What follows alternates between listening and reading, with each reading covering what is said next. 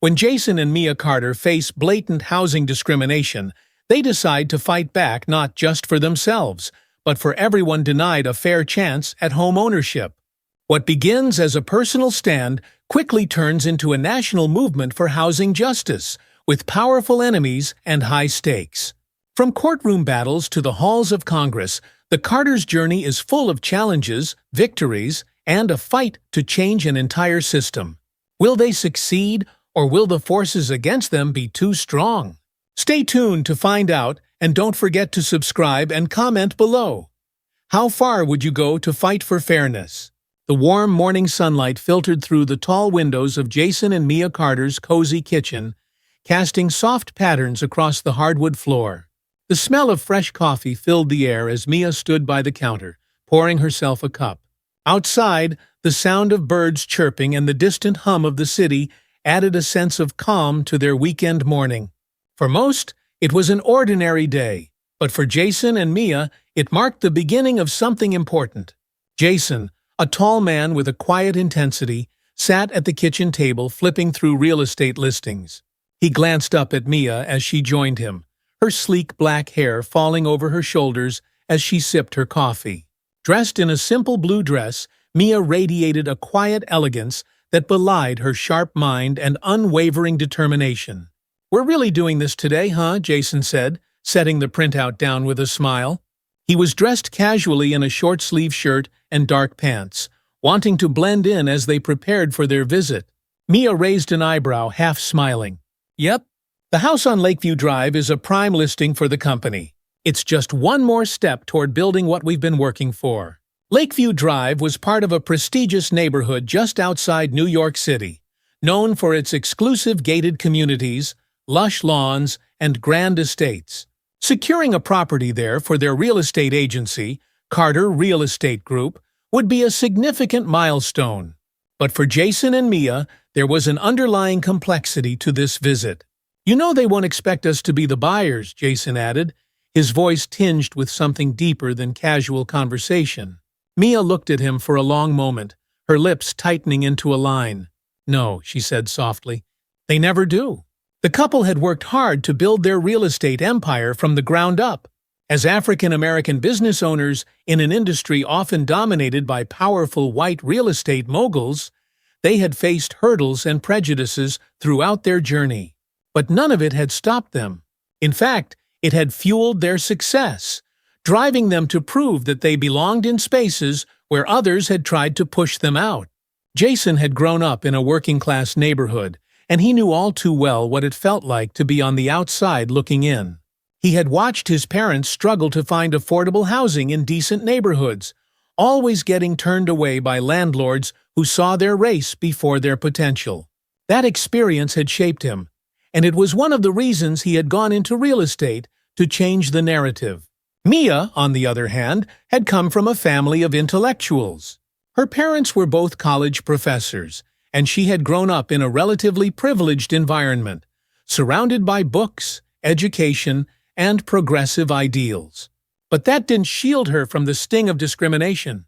She remembered the subtle looks, the whispered conversations when her parents had bought their first home in a predominantly white neighborhood. The world had always found ways to remind her of her race, and she had promised herself she would never let that define her success. Together, Jason and Mia were a force to be reckoned with. He was the strategist, the one with the vision, and she was the tactician, able to navigate difficult negotiations with poise and precision. They had built Carter Real Estate Group into a thriving business, serving clients from all walks of life. But despite their success, they had never fully escaped the prejudice that came with being black business owners in an industry that still quietly upheld certain boundaries. Today, as they headed toward Lakeview Drive, they weren't just thinking about adding a house to their portfolio. There was more at stake. They arrived at the real estate office just after 10 a.m. It was a bright, modern building with large glass windows that overlooked the picturesque neighborhood. As Jason and Mia walked in, the receptionist glanced up from her desk, offering a polite but stiff smile. Her eyes flicked over them, and Jason noticed the slight hesitation, the way her gaze lingered just a moment too long. "Can I help you?" she asked in a clipped tone, her fingers tapping on the keyboard in front of her. "We're here to see Todd Brennan about the house on Lakeview Drive," Jason said, keeping his voice calm and professional. The receptionist's eyes flickered with recognition at the mention of the address. She gave them a quick once-over before gesturing toward a seating area. "Mr. Brennan will be with you shortly." Jason and Mia exchanged a glance as they sat down on the plush chairs by the window. The receptionist's reaction wasn't unexpected. They had been here before, in spaces where people assumed they didn't belong. It was the subtle kind of discrimination that was often unspoken but unmistakable. Jason shifted in his seat, flipping through the listing one more time. The house was impressive, an expansive estate with 5 bedrooms, a pool, and beautifully manicured gardens. It was the kind of property that catered to wealthy families who wanted privacy and luxury. And Jason knew it would be a perfect addition to their company's portfolio. But as they waited, Jason couldn't shake the feeling that this wouldn't be a smooth transaction. After what felt like an unnecessarily long wait, Todd Brennan appeared, striding out of his office with a confident, almost arrogant air. He was a tall, middle-aged man with neatly combed white hair and a polished suit. His smile was tight, and as he approached them, his eyes flicked over Jason and Mia with a look that barely concealed his judgment. "Good morning," Todd said, extending his hand to Jason. "I'm Todd Brennan. How can I help you?" There was something in his tone that set Jason on edge. The way Todd's eyes lingered on their casual clothing, as though sizing them up, determining whether they were serious clients. "We're interested in the house on Lakeview Drive," Jason said, offering the listing to Todd. "We'd like to take a tour and discuss the details." Todd glanced at the listing, his expression changing subtly. There was a flash of something in his eyes, perhaps surprise, maybe even disdain. But it was gone as quickly as it came, replaced by a tight-lipped smile. "I see," Todd said, flipping through the paper. "Well, I'm afraid that property is no longer available. It's already been reserved by another buyer." Jason raised an eyebrow. "That's strange. The listing was just posted yesterday, and we haven't heard anything about it being under contract." Mia, sitting quietly beside him, studied Todd's face. She could see the cracks in his professional veneer, the way his hands fidgeted slightly, the way his smile didn't reach his eyes. Todd cleared his throat, his smile growing more strained. "Well, you know how these things go. The market is competitive, especially in neighborhoods like this one. It's hard to keep listings available for long." Jason nodded slowly, his eyes never leaving Todd's. "Are there any other homes in the area you could show us? We're looking for high-end properties like the one on Lakeview Drive." Todd's smile tightened further, and there was a flicker of irritation in his eyes. "To be perfectly honest, I'm not sure this area has what you're looking for," he said, his voice laced with thinly veiled condescension. "You might want to consider properties in more modest neighborhoods." It was a subtle jab, but the message was clear. Jason and Mia weren't the right kind of clients for a neighborhood like Lakeview Drive. The room seemed to grow quieter, the tension thick in the air. Jason felt the familiar burn of anger rising in his chest, but he forced himself to stay calm. This wasn't the first time they'd faced this kind of treatment, but that didn't make it any less infuriating. Beside him, Mia remained composed, her expression calm but unreadable. She glanced at Jason, giving him a small, almost imperceptible shake of her head. "Now was the time for confrontation, not yet?" Jason took a deep breath and stood. "Thank you for your time, Mr. Brennan. We'll be in touch." Todd nodded, clearly relieved that the conversation was over. "Of course. Let me know if you change your mind." Jason and Mia walked out of the office, the door closing softly behind them. As they stepped into the fresh air, Jason let out a slow breath, his hands clenched into fists. He had half a mind to march back in there and demand to see the listing, but Mia's hand on his arm stopped him. "Not here," she said quietly, her voice steady but firm. "We'll handle this another way." Jason glanced at her, his anger still simmering beneath the surface. "He has no idea who we are." Mia's eyes softened. "Exactly. And that's why we're going to make sure he finds out." Back in their car, the frustration lingered. Jason drove in silence, gripping the steering wheel tightly, while Mia stared out the window, her mind racing. The experience had stirred up memories of her parents facing similar treatment when she was younger. She had been just a child then, but she remembered the hurt, the sense of being unwelcome in spaces where they had every right to be. It was a feeling that had never fully left her. As they pulled into their driveway, Jason finally broke the silence. "I'm so tired of this, Mia. We're not just any clients, we own the damn company. And he treated us like we didn't even belong in the neighborhood." Mia nodded, but her thoughts were elsewhere. She knew Jason was right, but this wasn't just about them. It was about something much bigger. She remembered the faces of the families they had helped over the years, the young couples who had been turned away from certain neighborhoods, the single mothers who had been steered toward less desirable areas, all because of their race. "This isn't just about us," Mia said quietly, turning to face Jason. "This is about every person who's ever been treated like they don't belong. We need to do something about this." Jason looked at her, his anger giving way to something deeper. He knew she was right. This wasn't just a personal slight, it was part of a larger systemic problem that they had spent their careers trying to fight. "What are you thinking?" Jason asked, his voice calmer now. Mia's eyes hardened with resolve. "We go back there tomorrow, but this time we go as the owners of the company, and we let him know exactly who we are." Jason's mouth curled into a small smile. "And after that," Mia leaned forward, her voice firm, "after that, we make sure no one else has to go through this." That night, as they sat at the dining table with the windows open, a soft breeze rustling the curtains, Jason and Mia planned. They knew this wasn't just about confronting one realtor, it was about confronting an entire system that had allowed prejudice and discrimination to thrive in the real estate industry.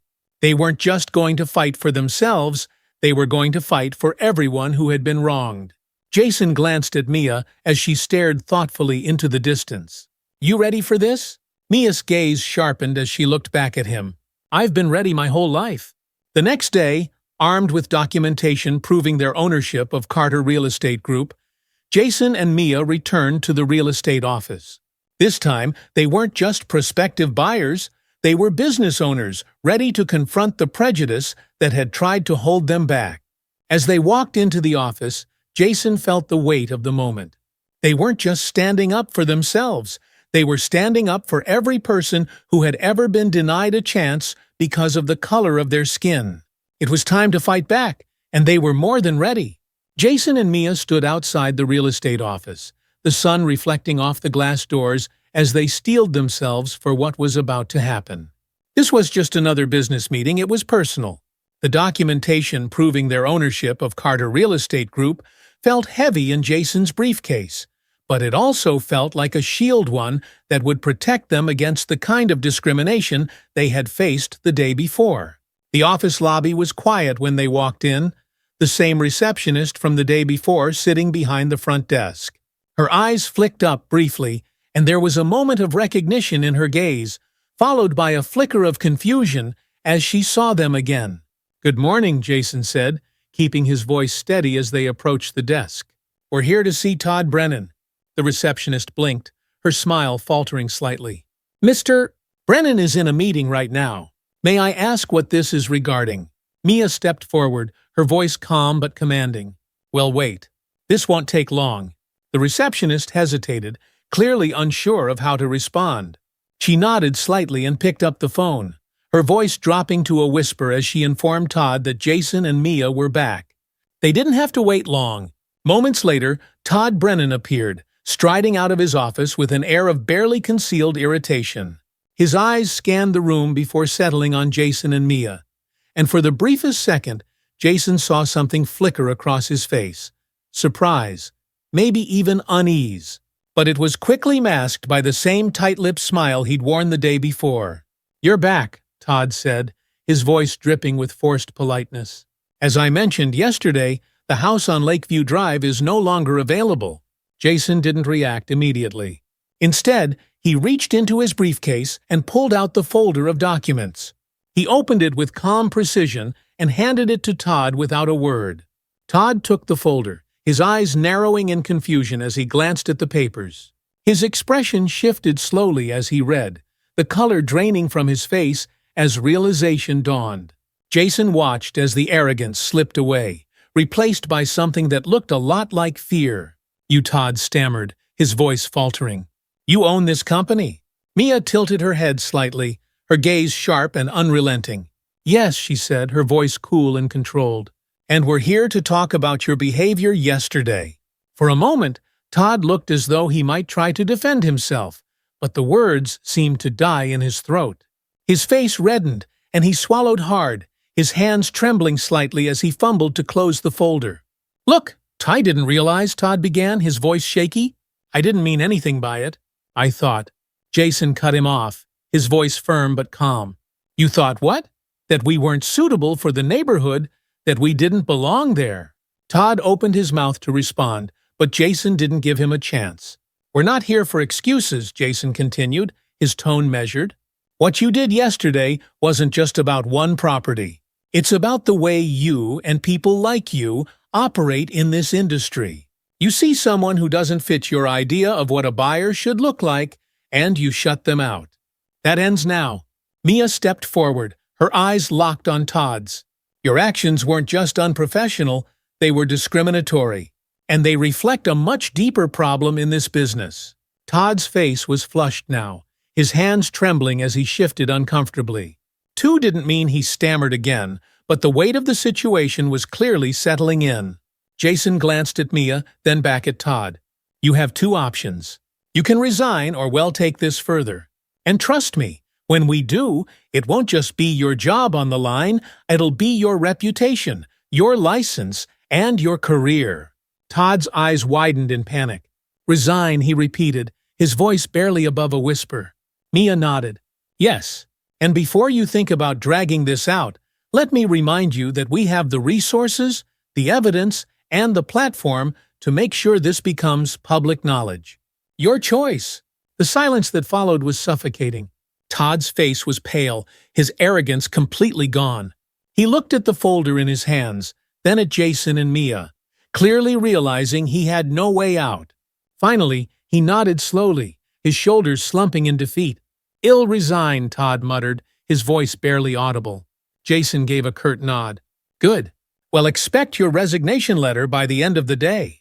Without another word, Jason and Mia turned and walked out of the office, leaving Todd Brennan to face the consequences of his actions.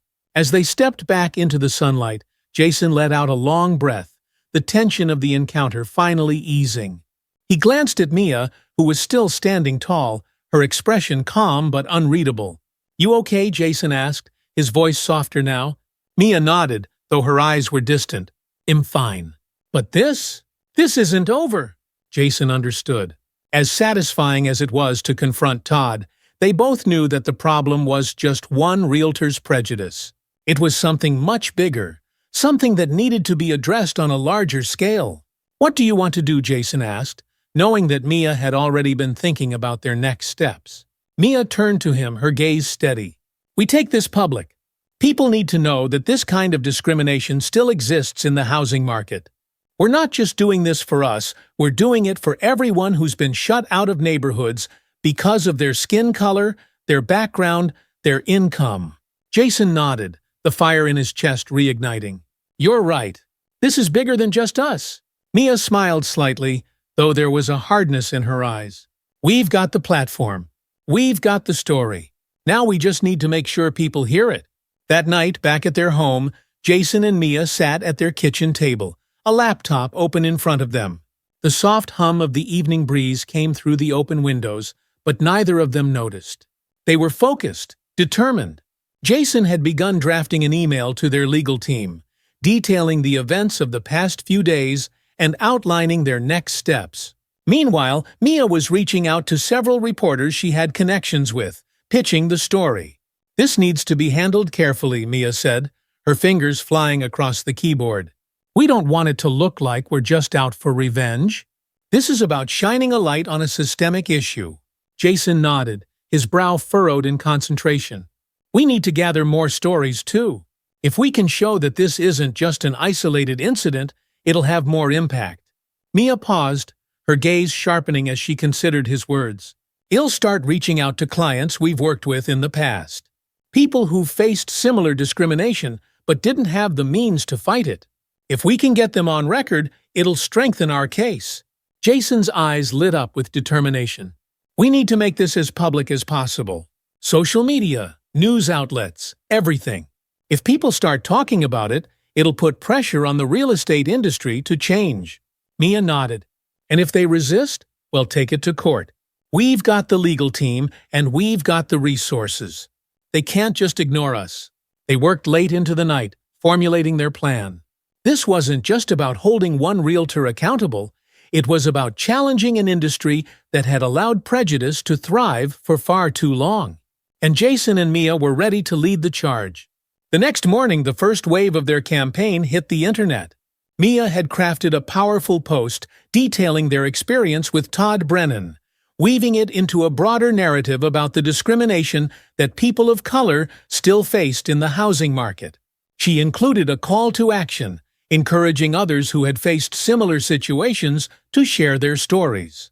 Within hours, the post began to gain traction, with comments flooding in from people who had experienced the same kind of prejudice. "This is unbelievable," Jason said, reading through the replies. "So many people have gone through exactly what we did." Mia nodded, her face set in grim determination. "And now we're giving them a voice." As the day went on, the post continued to spread, shared by influencers, journalists, and advocacy groups. People from all over the country began to share their own stories, times when they had been steered away from certain neighborhoods, denied access to homes, or treated as though they didn't belong because of their race. It was clear that this was just a problem in their city, it was a problem everywhere. By the end of the week, their story had been picked up by local news outlets, and a few national media platforms were starting to take notice. Jason and Mia were invited to speak on a local radio show where they shared their experience and discussed the broader issue of housing discrimination. "We're not just talking about one bad realtor," Jason said during the interview, his voice steady but filled with passion. "We're talking about a system that has been designed to keep certain people out of certain neighborhoods. And it's time for that to change." Mia nodded beside him, her voice calm but powerful. "We've seen it time and time again, people being denied homes, not because they can't afford them, but because of who they are. That's unacceptable, and it's why we're speaking out." The interview sparked even more interest in their story, and soon they were receiving calls from civil rights organizations, housing advocates, and other media outlets who wanted to help bring attention to the issue. Jason and Mia knew they were onto something big, something that could lead to real change. But with the attention came resistance. Not everyone was happy about what Jason and Mia were doing. As their story gained more traction, they began to receive backlash, anonymous emails, and social media messages from people accusing them of stirring up trouble or playing the race card. Some claimed that they were overreacting, that housing discrimination wasn't as bad as they were making it out to be. Jason felt the weight of the criticism, but Mia remained focused. "Let them say what they want," she said one evening as they sat on their porch, the sun setting behind them.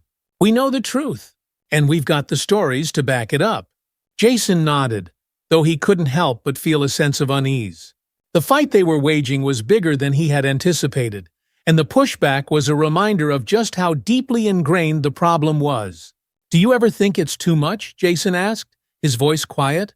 Mia looked at him, her expression softening. "Sometimes," she admitted. "But if we don't do this, who will? We've been given a platform, Jason.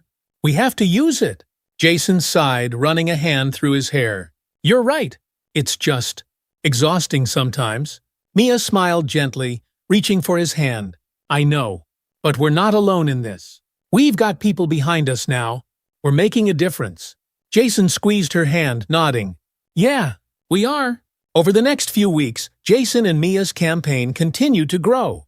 More and more people came forward with their stories of housing discrimination, and the movement began to take on a life of its own. The real estate industry, which had long operated in the shadows when it came to discriminatory practices, was now being forced to reckon with its role in perpetuating inequality. Jason and Mia knew that the fight was far from over, but they were ready for whatever came next. They had started something that couldn't be ignored, and they weren't going to stop until real change was made. As they prepared for their next media appearance, Jason looked at Mia and smiled. "We're doing something big here, aren't we?" Mia smiled back, her eyes shining with determination. "We are, And we're just getting started." The momentum behind Jason and Mia Carter's fight against housing discrimination was growing rapidly. What had started as a personal incident at a real estate office had now become a full-blown movement. Social media was abuzz with their story. News outlets were covering the issue, and people across the country were beginning to open up about their own experiences with housing discrimination. But with this new wave of attention came a level of pressure neither of them had fully anticipated. The support was overwhelming, but so were the voices of dissent. Threatening emails, hateful comments on social media, and even local protests against their business had started to surface. Some accused them of stirring up trouble or being overly sensitive. Others flat out denied that systemic racism played any role in housing at all. Mia sat at the kitchen table late one night, sifting through their inbox. Her eyes scanned email after email, some filled with heartfelt support, others with vitriol that made her stomach turn. Jason leaned against the counter, his arms crossed as he watched her, the tension between them thick and unspoken. "Maybe we should take a break," Jason suggested quietly. His brow furrowed with concern as he glanced over at his wife. Mia shook her head without looking up. "We can't, Jason. We're in the middle of something huge. People are counting on us." "I know," Jason replied, his voice soft but firm. "But it's getting ugly. The threats, the backlash, it's a lot." Mia paused for a moment, finally lifting her eyes to meet his. "It's always been ugly," she said, her voice steady. "We've just been lucky enough to stay on the edges of it for so long. Now we're in the middle of it. And it's not just about us anymore." Jason sighed, rubbing his temples. He knew she was right, but the weight of the growing conflict was starting to take its toll on both of them. Their business was thriving, but it felt as though they were waging war on multiple fronts, balancing their professional lives with the personal mission they had undertaken. "It's exhausting," Jason admitted, finally taking a seat beside Mia. "But we have to keep going." "You're right." Mia nodded, placing a hand on his. "We're doing this for everyone who doesn't have the platform we do. It's hard now, but if we don't push through, nothing will change." Jason squeezed her hand gently. "Then let's keep pushing." The next morning, Jason and Mia decided they would take their fight to the legal system. They had collected enough evidence, not just of their own experience, but of countless others who had faced similar discrimination in housing. It was time to hold the real estate industry accountable, starting with Todd Brennan and the agency he worked for. Their legal team, led by their trusted attorney David Price, had already begun building a case. David had been with Jason and Mia from the early days of their business, handling everything from contract negotiations to property disputes. He was sharp, detail-oriented, and fiercely loyal. When Jason and Mia first approached him about turning their personal experience into a legal battle, he had been hesitant. But after seeing the overwhelming response from the public and the evidence they had collected, he was all in. "You've got a strong case," David said during their morning meeting at his downtown office. His glasses sat low on his nose as he flipped through the file in front of him. "But it's going to get ugly. Todd Brennan will try to defend himself, and the real estate agency will do everything they can to protect their reputation. They've got money, and they've got lawyers. This won't be easy." Jason nodded, his jaw clenched. "We're not afraid of a fight. We knew it wouldn't be easy going in." Mia, seated next to Jason, leaned forward. "What do we need to do next, David?" David looked up, meeting her gaze. "We need to file a formal complaint. Housing discrimination cases can be difficult to prove, but with the testimonies we've collected and the documentation of what happened with Todd, we have a solid foundation. Once we file, the agency will be served, and things will start moving quickly. Be ready for the media to escalate this further." Mia and Jason exchanged a glance, both understanding the weight of what they were about to undertake. But the resolve in their eyes was unshakable. "Let's do it," Jason said firmly. A week later, the formal complaint was filed, and the real estate agency was officially served. The news broke quickly, and it wasn't long before the media frenzy surrounding the case exploded. Local and national outlets picked up the story, framing it as a David and Goliath battle between a powerful real estate company and a determined couple fighting for justice. The headlines were bold: Carter Real Estate Group files discrimination suit, the fight for fair housing begins. Jason and Mia did interviews with several news stations, explaining their reasons for taking legal action. They didn't mince words about what had happened to them, or how they hoped this lawsuit would set a precedent for the real estate industry. Too many people have been shut out of opportunities because of the color of their skin, Mia said during one of the interviews. We're not just doing this for ourselves, we're doing this to ensure that no one else has to face the kind of discrimination that we did. Jason, seated beside her, added, "This isn't just a problem in our city. It's happening all over the country. It's time for change." The public response was immediate and divided. Support poured in from civil rights organizations, housing advocacy groups, and individuals who had faced similar discrimination. But there was also backlash from the real estate industry, particularly from those who claimed the lawsuit was unnecessary and divisive. Dale Walker, a powerful real estate mogul with significant political connections, was one of the most vocal opponents of the Carters' lawsuit. He appeared on talk shows, accusing Jason and Mia of stirring up controversy where there was none. He claimed that the real estate market was about economics, not race, and that the lawsuit would only hurt the industry and create unnecessary division. Jason watched one of Dale Walker's interviews from their living room, his fists clenched in frustration as he listened to Walker's dismissive remarks. "Unbelievable," Jason muttered, shaking his head. "He's trying to downplay the whole thing like we're making it up." Mia, sitting next to him, crossed her arms. "People like Dale Walker have too much invested in keeping things the way they are. He benefits from the status quo. He's going to do everything he can to discredit us." Jason exhaled sharply, the anger bubbling just below the surface. "We're not going to let him stop us." As the lawsuit progressed, tensions continued to rise. The real estate agency's legal team pushed back hard, denying the accusations and attempting to paint Jason and Mia as troublemakers who were exaggerating their experience for attention. Todd Brennan, who had resigned shortly after their initial confrontation, became the agency's scapegoat, with their lawyers framing him as an independent actor whose behavior was not representative of the company as a whole. But Jason and Mia's legal team was prepared. They had gathered testimonies from dozens of clients who had faced similar discrimination at the hands of the agency's realtors. Each story painted a clear picture of a pattern of behavior that couldn't be dismissed as an isolated incident. One afternoon, during a pre-trial meeting, David laid out their strategy. "We're going to focus on the pattern of discrimination," he said, tapping the stack of documents in front of him. "This isn't just about Todd Brennan. It's about the entire culture within that agency. We've got enough testimony to show that this has been happening for years."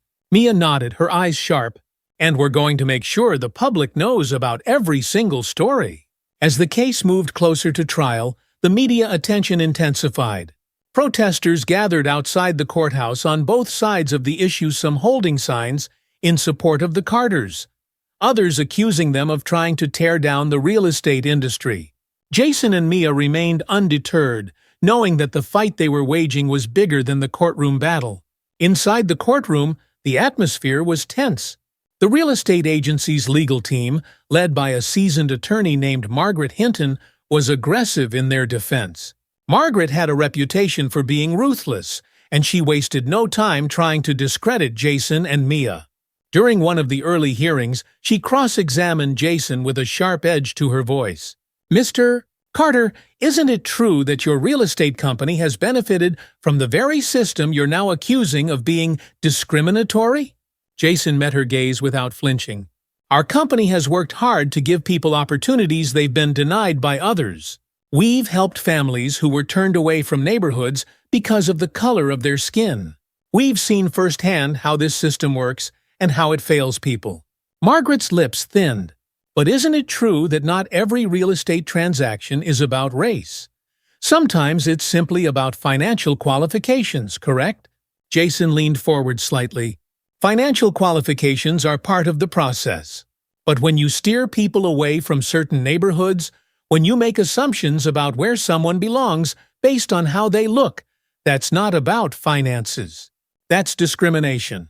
The courtroom was silent as Jason's words hung in the air. Margaret's expression hardened, but she quickly moved on to her next line of questioning. As the trial continued, more witnesses took the stand, each one telling a similar story of being denied homes or steered toward less desirable areas because of their race or background. The testimonies were powerful, and as each person spoke, it became clear that the problem wasn't limited to one real estate agency or one city. This was a systemic issue, one that had been allowed to persist for far too long. Mia watched from the gallery, her heart pounding with each testimony. She had known this fight would be difficult, but hearing the stories of others who had experienced the same kind of discrimination they had faced filled her with a renewed sense of purpose. This was why they were doing this, because no one should have to go through what they had. Outside the courthouse, the protests grew larger.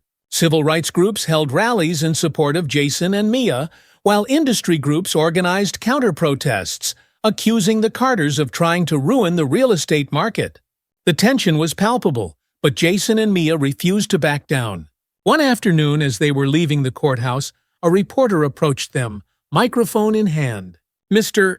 and Mrs. Carter, how do you respond to the criticism that your lawsuit is creating unnecessary division in the housing market?" Mia glanced at Jason before answering. "We're not creating division," she said, her voice steady. "The division has always been there, it's just been ignored. We're bringing it to light. And if that makes people uncomfortable, then maybe it's time to ask why they're uncomfortable with the idea of fairness and equality." Jason nodded in agreement. This lawsuit isn't about destroying the real estate market. It's about fixing it. If the market can't handle being fair, then it's not a market worth protecting. The reporter thanked them and moved on, but the weight of their words lingered in the air. Jason and Mia knew that the real estate industry was powerful, but they also knew that they were on the right side of history. As the trial neared its conclusion, the courtroom was filled with a sense of anticipation. The closing arguments were scheduled for the next day, and both sides were preparing for the final showdown. Jason and Mia sat with David in his office, going over the key points they wanted to highlight in their closing statements.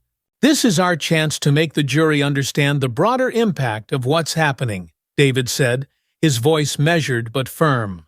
"We're not just asking for a judgment against one realtor or one agency. We're asking for accountability across the board. We need to make that clear." Jason nodded, the weight of the moment settling on his shoulders. "We've got to make them see the bigger picture." Mia, seated beside him, looked up from the notes she had been reviewing. "We will," she said, her voice calm but determined. "We've come too far to lose now." The final days of the trial felt like a slow burn, building tension in a way that kept Jason and Mia on edge. They knew this was it, the culmination of everything they had been fighting for. The courtroom had become a battleground, not just for their personal story, but for all those who had experienced systemic housing discrimination. With each day, the gallery filled with more people, supporters, reporters, legal experts, and curious onlookers. The media was everywhere, and the stakes felt impossibly high. The night before the closing arguments, Jason and Mia found themselves sitting in their living room, the weight of it all bearing down on them. Outside, the city was buzzing, but inside their home, it was quiet, too quiet. Jason leaned back on the couch, rubbing his temples as Mia typed away on her laptop at the kitchen table, preparing their final statements. The pressure of the trial was starting to show on both of them. There were bags under Mia's eyes from sleepless nights, and Jason's usually calm demeanor had grown tenser and more guarded. They were tired, worn out from the weeks of court hearings, media scrutiny, and the constant stress of knowing that everything they had worked for could be on the line. "Do you ever wonder if it's worth it?" Jason asked quietly, his voice barely above a whisper. Mia paused, her fingers hovering over the keyboard. She didn't need to ask what he meant. They had talked about it before, in quiet moments when they were alone, and the weight of the fight felt unbearable. But she knew the answer as clearly as she had from the beginning. "It's worth it," Mia said, closing her laptop and turning to face him. "Not just for us, but for everyone who's been shut out, told they didn't belong, or denied a home because of their skin color. We're standing up for something bigger than ourselves, Jason. Jason nodded, though the tiredness in his eyes remained. I know. It's just, this fight has been so much harder than I thought it would be. Mia stood and walked over to sit beside him on the couch, taking his hand. That's how you know it's worth it. If it were easy, it wouldn't mean as much. Jason smiled faintly, his grip tightening around her hand. You're right. As usual. Mia smiled, leaning her head against his shoulder. Tomorrow's going to be the hardest day yet. But we're ready. Jason nodded again, though the knot of tension in his chest refused to ease. He had never felt more unsure of the outcome, but he knew they had come too far to back down now. The morning of the closing arguments, the courtroom was packed. Every seat in the gallery was filled, and the buzz of murmured conversation filled the air as people waited for the proceedings to begin. Jason and Mia sat at the front, flanked by their legal team. Across from them, the real estate agency's attorneys were preparing for their final remarks. Margaret Hinton, the lead attorney for the agency, looked as composed as ever, her sharp eyes scanning the room as she organized her notes. Jason glanced at Mia, who gave him a small, reassuring smile. This was it. Everything they had fought for, every sleepless night, every moment of doubt, had led to this day. The judge entered the courtroom, calling for order. The murmurs died down, and the air grew thick with anticipation. David Price, their attorney, was the first to speak. He stood confidently, his voice calm and measured as he addressed the jury. Ladies and gentlemen of the jury, David began, his eyes scanning the faces of the 12 jurors. Over the course of this trial, you've heard testimony after testimony.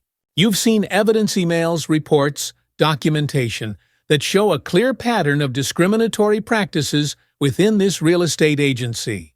But this isn't just about one agency. It's about a system that has allowed discrimination to persist for far too long. David paused, letting his words sink in before continuing. What happened to Jason and Mia Carter is not an isolated incident. It's part of a much larger problem, one that has been quietly accepted for years. People of color have been steered away from certain neighborhoods, denied access to homes, and treated as though they don't belong. And it's not just happening here, it's happening across the country. This case is just about holding one man accountable, it's about holding an entire industry accountable. Jason watched the jurors carefully as David spoke. Some of them nodded slightly, clearly moved by the testimonies they had heard over the past few weeks. David continued, his voice growing stronger. We are asking you to send a message that says discrimination in housing will no longer be tolerated. Not in this city, not in this state, and not in this country. Jason and Mia Carter stood up for their rights, and in doing so, they've stood up for the rights of countless others. Now it's your turn to stand up with them. When David finished, the courtroom was silent. The weight of his words hung in the air, and Jason felt a flicker of hope, even through his exhaustion. Margaret Hinton, the attorney for the real estate agency, rose next. Her demeanor was cold and professional, and she wasted no time trying to discredit the Carters' case. Ladies and gentlemen, Margaret began, her voice sharp and authoritative, what we've seen here is nothing more than a personal grievance blown out of proportion. The Carters claim they were discriminated against, but the evidence doesn't support that. What we have here is a misunderstanding a situation that could have happened to anyone. It wasn't about race. It was about finances, qualifications, and timing. Nothing more. Jason clenched his fists, barely able to keep his frustration in check, as Margaret continued to speak. The real estate market is complex, Margaret went on, her tone measured. And not every transaction goes the way a buyer hopes. Sometimes properties are unavailable. Sometimes offers fall through. This case is no different. The Carters have chosen to turn a simple business matter into a public spectacle. But that doesn't mean there was any wrongdoing. Mia's jaw tightened as she listened. She knew Margaret was trying to paint them as opportunists, people who were using their platform to seek attention. But Mia also knew the truth, and she hoped the jury could see it too. When Margaret finished, there was a brief pause before the judge dismissed the jury to begin deliberations. Jason and Mia exchanged a look, their nerves frayed but their resolve unbroken. All they could do now was wait. Hours passed. The jury deliberated behind closed doors, and Jason and Mia remained in the courthouse, sitting in tense silence as they waited for a verdict. The minutes felt like hours, and every sound, the creak of a door, the footsteps in the hallway, made Jason's heart race. David sat with them, offering quiet reassurance. "No matter what happens, we've done everything we could," he said, his voice calm. "This isn't just about today, it's about the movement you've started." Mia nodded, though her hands were shaking slightly. "I know. But we need this win, David." David gave her a small smile. "You've already won, Mia." This case has brought attention to something people have been ignoring for years. No matter the outcome, you've changed the conversation. Jason appreciated David's words, but he couldn't shake the feeling of anticipation. He wanted this victory not just for them, but for everyone who had been hurt by the system they were fighting to change. Finally, after what felt like an eternity, the jury returned to the courtroom. Jason's pulse quickened as the judge called for silence, and the lead juror stood to deliver the verdict. In the case of Carter v. Brennan Realty, we find the defendant guilty of housing discrimination. The words echoed through the courtroom, and for a moment, Jason couldn't breathe. He turned to Mia, who was staring at the juror with wide eyes, her hand covering her mouth in shock. They had won.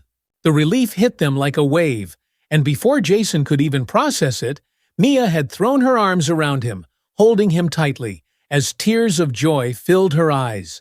Jason held her just as tightly, his heart pounding with a mix of disbelief and elation. The gallery erupted in applause, supporters cheering as the reality. Jason and Mia had done it. They had fought back against the system, and they had won. David stood beside them, smiling proudly. "You did it," he said, his voice filled with quiet satisfaction. Jason nodded, still in a daze. "We really did." The days that followed the verdict were a whirlwind. The media covered the story extensively, framing the victory as a landmark case in the fight against housing discrimination. Jason and Mia were hailed as champions of justice, and their story became a symbol of hope for people across the country. Civil rights organizations reached out to them, thanking them for their courage and offering support for future initiatives. Housing advocacy groups used their case as a rallying point, calling for broader reforms in the real estate industry. It was clear that the impact of their victory would ripple far beyond the courtroom. But even in the midst of celebration, Jason and Mia knew that this was just the beginning. They had won the battle, but the war for fair housing was far from over. One afternoon, as they sat together in their office, Jason leaned back in his chair, watching Mia as she went over the latest emails and media requests. "Do you think this will really change things?" Jason asked, his voice thoughtful. Mia looked up, meeting his gaze. "It already has, but we've got a lot more work to do." Jason nodded, his mind already racing with ideas for their next steps. "We've been talking about community development," he said slowly.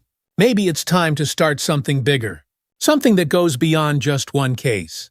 Mia smiled, her eyes lighting up with the same determination that had carried them through the trial. "You're thinking about Hope Rising, aren't you?" Jason grinned. "Yeah, I think it's time." Hope Rising had been an idea they'd toyed with for years, an initiative focused on building affordable housing and revitalizing underserved communities. Now, with the platform they had, it felt like the right time to bring that vision to life. "We've shown people what's possible," Mia said, her voice steady. "Now we need to build something that lasts." Jason nodded, feeling a surge of excitement as the possibilities unfolded in his mind. "Let's do it!" In the months that followed, Jason and Mia launched Hope Rising Developments, a community-driven project focused on creating affordable housing in areas that had long been neglected. They partnered with local businesses, community leaders, and housing advocates to create vibrant, inclusive neighborhoods that offered not just homes, but opportunities for education, employment, and upward mobility. The project garnered widespread support, and soon they were breaking ground on their first development. The success of the trial had given them the momentum they needed to push for real, lasting change, and they were determined to make the most of it. As they stood at the groundbreaking ceremony for the first Hope Rising community, Jason and Mia looked out at the crowd, families, city officials, community leaders, all gathered to celebrate the beginning of something new. Jason took Mia's hand, squeezing it gently. "We did it." Mia smiled up at him, her eyes shining with pride. "Yeah, we really did." With the lawsuit behind them and the wind at their backs, Jason and Mia Carter wasted no time pushing forward with their next major endeavor, Hope Rising Developments. The project aimed to address the deeper issues of housing inequality by revitalizing underdeveloped neighborhoods and providing affordable homes for families who had long been denied access to good housing. The first Hope Rising community broke ground on the outskirts of the city, in a neighborhood that had been neglected for decades.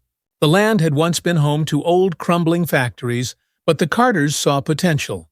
Their vision was to create a thriving, inclusive community where families from all walks of life could live, work, and grow together. The plan included affordable housing, parks, schools, and spaces for small businesses to flourish. The groundbreaking ceremony was a big event. City officials, community leaders, and local media turned out in full force, eager to see what the Carters were planning next. Jason stood before the crowd, a shovel in hand, ready to make the first dig into the earth that would soon become the foundation of something extraordinary. Mia stood beside him, smiling as she surveyed the crowd. The families gathered there represented everything they had fought for. Some were young couples just starting out. Others were single parents looking for a better life for their kids. And there were elderly people who had spent their lives in substandard housing, but would finally have a chance to own a home they could be proud of. As Jason raised the shovel, the crowd cheered, and for the first time in a long time, Jason felt a sense of peace wash over him. This wasn't just about winning a lawsuit or proving a point. This was about building something lasting, something real. In the weeks following the groundbreaking, Hope Rising Developments began to take shape. Construction crews worked tirelessly to transform the old industrial site into a vibrant community. The houses were designed with care, blending affordability with modern amenities. Each home had a front porch, a small garden, and enough space for a family to grow. But it wasn't just about the homes. Jason and Mia had made sure the community was designed to foster connection. They had planned parks, playgrounds, community centers, and even a library to give residents places to gather, learn, and thrive. As the homes went up, interest in the project grew. Applications for the homes came flooding in, and it wasn't long before the first families moved into their new houses. The Carters made sure to be there to welcome them, greeting each family with a smile and a handshake. Knowing that they were giving people more than just a roof over their heads, they were giving them a future. But not everyone was happy about the changes.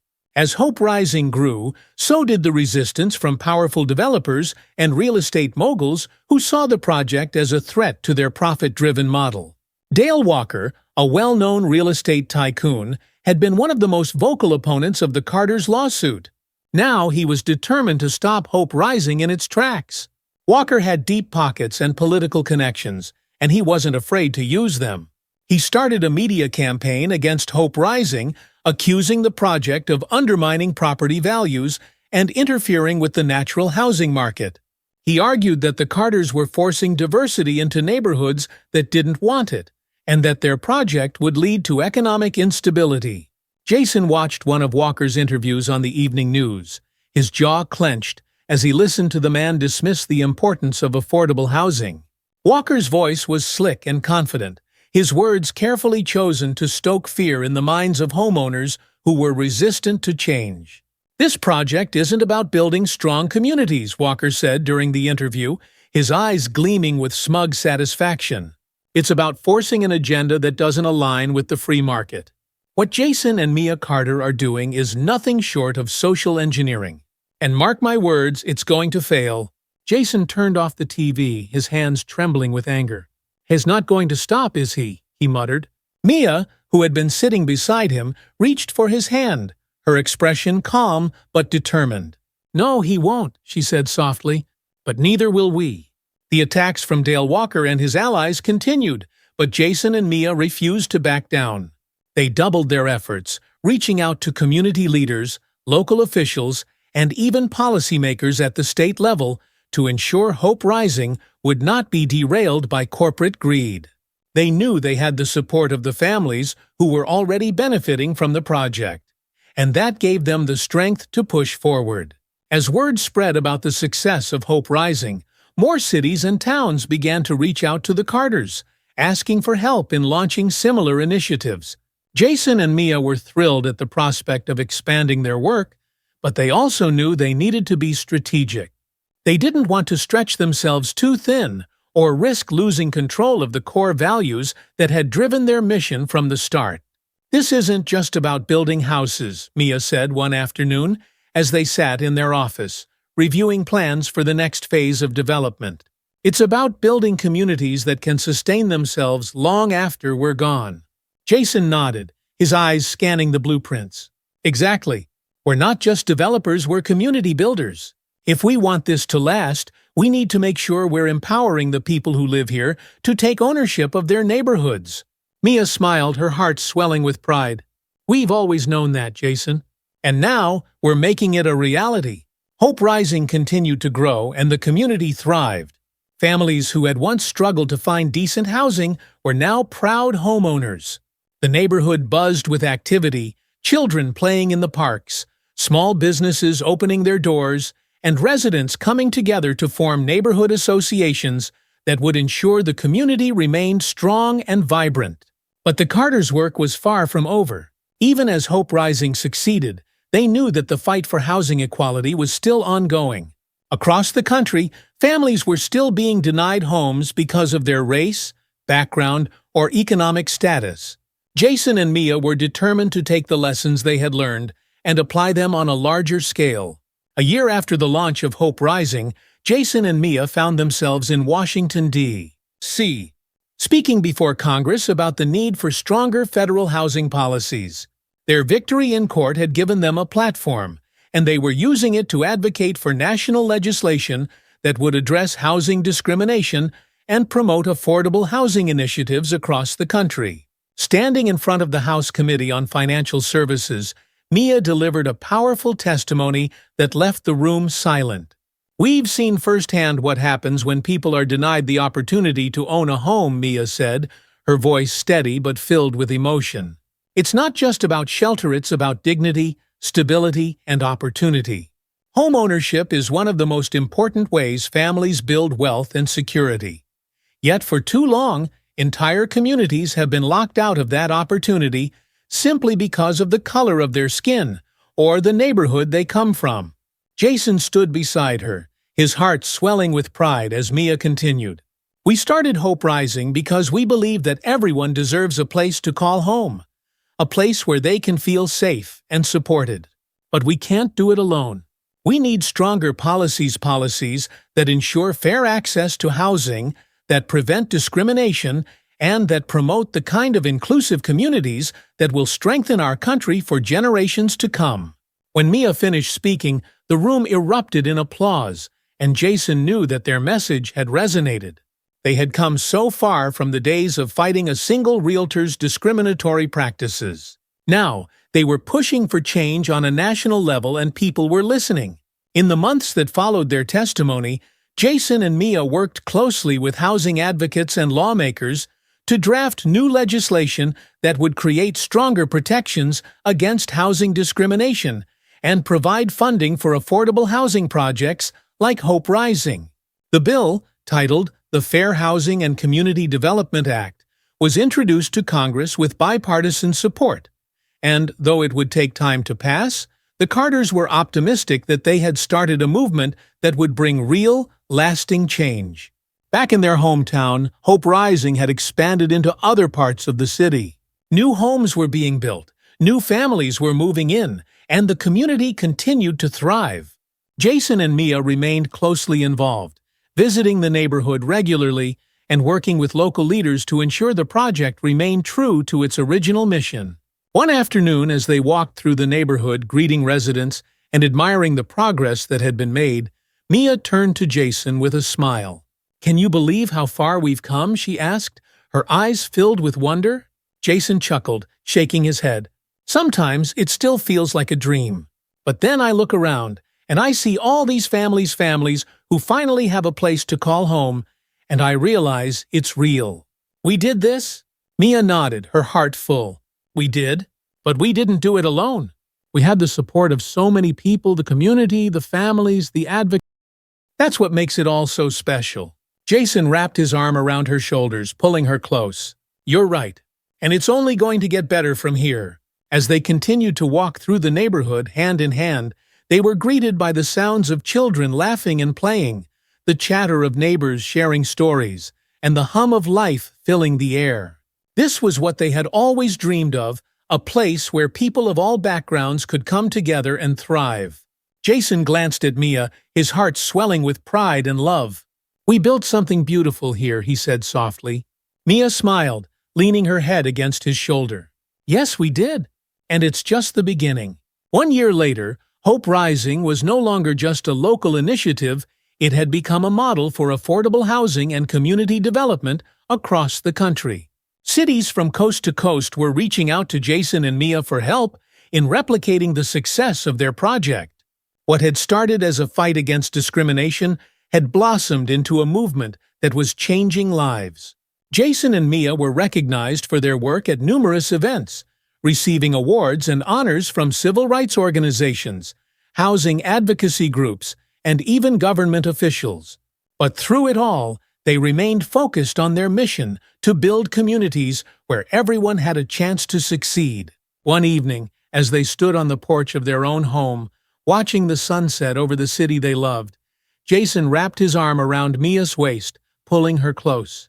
Do you think we've done enough? Jason asked, his voice soft. Mia smiled, resting her head on his shoulder. We've done a lot, but there's always more to do. Jason chuckled. That's what I thought you'd say. They stood in comfortable silence for a moment, watching the last rays of sunlight disappear beyond the horizon. The journey had been long, and it hadn't always been easy, but they had made a difference, one that would be felt for generations to come. As they stood there, surrounded by the life they had built together, Jason and Mia knew that their legacy wasn't just about the homes they had helped create, or the communities they had strengthened. It was about the hope they had given to people who had been denied it for so long. And that hope would continue to rise. As Hope Rising developments flourished, Jason and Mia Carter found themselves at the forefront of a growing national movement for housing justice. Their model for affordable, inclusive communities was being studied, replicated, and praised in cities across the United States. Each new Hope Rising project represented not just houses, but the transformation of lives, proof that access to safe, affordable housing could rebuild neighborhoods and offer families a fresh start. But Jason and Mia knew they couldn't rest on their laurels. The battle against housing discrimination wasn't over. They had won key victories, but systemic issues still persisted, from redlining practices that kept people of color out of certain areas to predatory lending that disproportionately affected low-income communities. One day, as they sat in their office going over the latest reports on their newest development in Los Angeles, Mia glanced at Jason with a thoughtful look. "Do you ever feel like we're just putting out fires?" she asked quietly, tapping her pen against the table. Jason looked up, his brow furrowed. "What do you mean?" Mia leaned back in her chair, her eyes distant. "We've done so much, Jason, but every time we make progress, it feels like we uncover more problems. There's still so much injustice baked into this system, so many barriers for people trying to get a foothold. We're helping, but we're not fixing the root of the issue." Jason nodded slowly, understanding what she meant. "You're right. It's like we're treating the symptoms, not the disease." Mia sighed. "We need to think bigger. Policy changes, financial reform, stronger protections for renters and buyers. We've proven that we can build communities, but how do we tackle the system itself?" Jason considered her words carefully. He knew that Mia was right. They had fought hard to build Hope Rising, but the deeper problems, the discriminatory lending practices, unfair zoning laws, and lack of enforcement of fair housing regulations were all still in place. It wasn't enough to build new homes. They needed to change the framework that made housing inequality possible in the first place. "Maybe it's time to take this fight to the next level," Jason said after a long pause. Mia raised an eyebrow. What do you have in mind? Jason leaned forward, his voice steady but filled with determination. We need to push for national housing reform. We've already made waves with the Fair Housing and Community Development Act, but we need to go further. We need to work with lawmakers, advocacy groups, and even financial institutions to address the systemic issues that keep people from accessing safe, affordable housing. We've got the platform. We can make real change. Mia smiled slightly, the spark of determination returning to her eyes. You're thinking we go beyond building houses. We go after the policies that create barriers in the first place. Jason nodded. Exactly. We've built something real with Hope Rising, but now we need to turn our attention to the policies that allow discrimination to persist. It's time to start changing the rules. A few weeks later, Jason and Mia found themselves back in Washington, D.C., meeting with lawmakers, civil rights groups, and housing advocates. They were no longer just real estate developers, they were advocates for national housing reform, using their success with Hope Rising as a blueprint for how communities across the country could be transformed.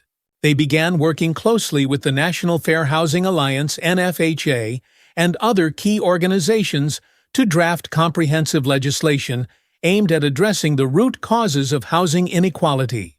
The goal was clear, stronger federal enforcement of the Fair Housing Act, the elimination of discriminatory lending practices, and the creation of incentives for developers to build affordable housing in high-demand areas without pricing out low-income residents. Mia, always the strategist, led many of the meetings with lawmakers. She was clear, concise, and unflinchingly honest about the challenges people of color and low-income families faced when trying to secure housing. We've seen firsthand how discrimination plays out in the housing market, Mia said during one of the meetings with congressional leaders. It's not always overt, but it's there in the lending practices, in the zoning laws, in the way certain neighborhoods are systematically neglected. We need policies that protect people from these predatory practices, and we need real accountability for those who break the law. Jason, who had always been more comfortable with the hands-on side of the work, had grown into his role as an advocate. He spoke with passion, sharing stories from the families they had helped through Hope Rising and explaining why the work they were doing had to be scaled up on a national level. This isn't just about one city or one state, Jason said during a policy roundtable discussion. This is a national crisis. Families are being denied the right to stable housing because of who they are and where they come from. We've proven that it doesn't have to be this way. But we need the government to step up and ensure that no one is left behind. The discussions were intense, and the political landscape was challenging. While some lawmakers were eager to support the reforms, others were more hesitant, concerned about the costs or the potential pushback from the real estate and banking industries. But Jason and Mia were relentless. They knew that meaningful change was never easy, but they were prepared to fight for it. As their advocacy efforts continued, Jason and Mia remained deeply involved in their Hope Rising communities. They traveled to each new development as it opened, meeting with families, attending ribbon-cutting ceremonies, and ensuring that the communities were not only growing, but thriving. They had built something powerful, something that was making a real difference in people's lives. One afternoon, as they visited a newly completed development in Baltimore, Jason and Mia were approached by a young couple, Derek and Angela Thompson, who had just moved into one of the homes. "We just wanted to thank you," Derek said, shaking Jason's hand. "This place, it's everything we dreamed of. We didn't think we'd ever be able to own a home, especially not one like this. You've given us a chance we never thought we'd have." Angela, holding their young daughter in her arms, smiled warmly. "We're going to raise our daughter here, in a place where she can feel safe and proud of where she comes from. That means everything to us." Mia's heart swelled as she listened to them. These were the moments that made all the hard work worth it. "You're the reason we do this," Mia said softly. "You and your family, and everyone who deserves a fair shot at a good life." Derek nodded, his eyes filled with gratitude. "You're changing the world, one house at a time." Despite the successes, Jason and Mia knew the road ahead was still long. The political climate was unpredictable, and they faced constant resistance from powerful developers and financial institutions that saw housing reform as a threat to their profits. Dale Walker, in particular, continued to wage his public campaign against the Carters, accusing them of pushing a radical agenda that would destroy the housing market as we know it. But Jason and Mia remained undeterred. They knew they were fighting for something bigger than profits. They were fighting for justice. And they had the support of countless families, advocates, and allies who were willing to stand with them. As the months passed, the push for federal housing reform gained traction. Lawmakers introduced the Housing Equity and Fair Access Act, a comprehensive bill that included many of the provisions Jason and Mia had been advocating for. It called for stricter enforcement of anti-discrimination laws, increased funding for affordable housing, and new regulations to ensure fair lending practices. The bill faced opposition from some members of Congress and powerful lobbyists, but the tide of public opinion was turning. Jason and Mia's story had captured the nation's attention, and the grassroots movement they had helped inspire was growing stronger every day. In a nationally televised hearing, Mia once again took the stage, speaking directly to the American people. "This isn't just about housing," Mia said, her voice steady but impassioned. "This is about justice. It's about giving every family the opportunity to build a life, to build wealth, to raise their children in a place where they feel safe and valued. We cannot continue to allow discriminatory practices to keep people locked out of the American dream. We must act now, and we must act together." The hearing was a turning point. In the weeks that followed, support for the bill grew, and the media coverage surrounding the Carters' work intensified. More lawmakers began to publicly endorse the legislation, and housing advocacy groups ramped up their efforts to push it through Congress.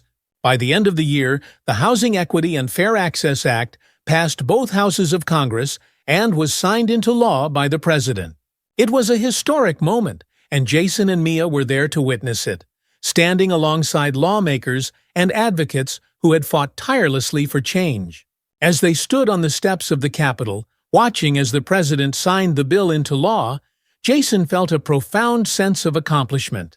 This was what they had been fighting for all along, not just for themselves, but for the countless families who would benefit from the changes they had helped bring about. Mia smiled, her eyes filled with pride as she looked at Jason. "We did it!" Jason nodded, wrapping his arm around her. "Yeah, we really did." But Mia, ever the visionary, wasn't ready to rest just yet. "This is just the beginning," she said, her voice filled with determination. "We've changed the law, but now we need to make sure it's enforced." Jason chuckled softly. "You never stop, do you?" Mia grinned. "Not when there's still work to be done." Years later, Jason and Mia Carter stood at the entrance of their latest hope-rising development in New Orleans. The community, named Carter Village, had become a beacon of hope for the city, providing affordable housing, job training programs, and educational opportunities for its residents. It was the largest development they had ever built, and it represented everything they had worked for. As they walked through the bustling neighborhood, they were greeted by familiar faces, residents who had found new beginnings in Carter Village, families who had once been denied a place to call home but were now thriving. The journey had been long, and it hadn't always been easy, but Jason and Mia knew that they had made a lasting impact.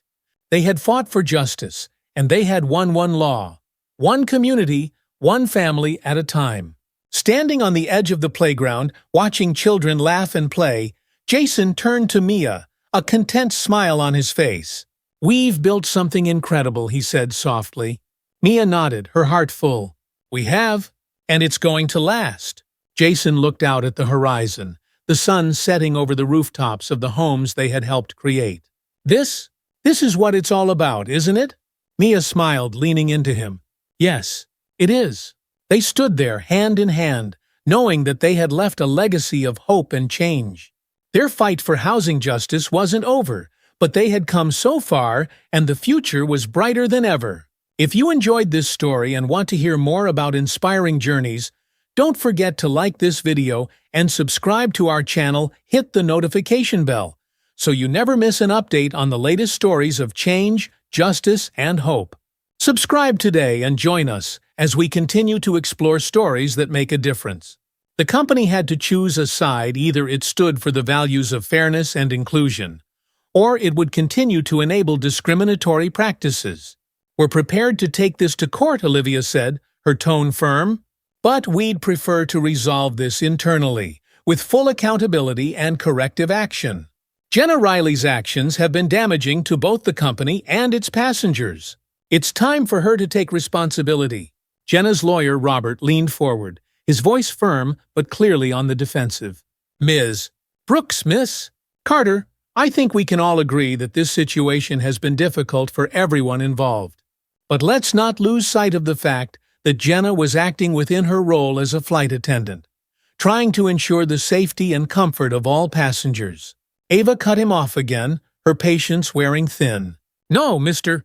Marston, this isn't about safety or comfort. This is about respect, about human dignity, and the fact that you're still trying to frame it otherwise tells me you don't understand the gravity of what's happening here." She turned her gaze back to Jenna, her voice softening but still carrying the weight of her conviction. "This is your chance to make things right, not just for me, but for everyone who has been affected by your actions." For a moment the room was silent. Jenna's face was tense, her fingers gripping the arms of her chair. Ava could see the internal battle playing out in her eyes, the fear of losing everything she had worked for, the stubbornness of not wanting to admit fault, and perhaps, just beneath the surface, the faint flicker of remorse. Jenna's lawyer leaned in to whisper something to her, but Ava could see that the real struggle was happening within Jenna herself. After what felt like an eternity, Jenna finally spoke, her voice low and unsteady. I didn't mean to hurt anyone," Jenna said, her eyes downcast. "I was just trying to do my job." Ava didn't respond immediately, allowing Jenna to continue. "I've worked for this airline for years, and I always thought I was doing the right thing," Jenna said, her voice breaking slightly. "But I see now that I wasn't thinking about how my actions affected people. I was wrong." Ava remained silent, waiting. "Really bad." Jenna looked up, meeting Ava's eyes for the first time. "I'm sorry, Ava. I really am. I didn't see it before, but I do now, and I'll do whatever it takes to make things right." Ava nodded, the weight of the moment settling in her chest. Jenna's apology was far from perfect, and there was still a long road ahead. But it was a start, a necessary step toward accountability and healing. "We'll discuss the terms of a resolution," Olivia said, her voice cutting through the silence. "But we expect full cooperation moving forward.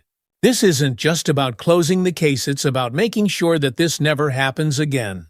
Jenna nodded, her shoulders slumping slightly as the reality of the situation sank in. Her lawyer remained quiet, clearly aware that the fight had shifted in Ava's favor.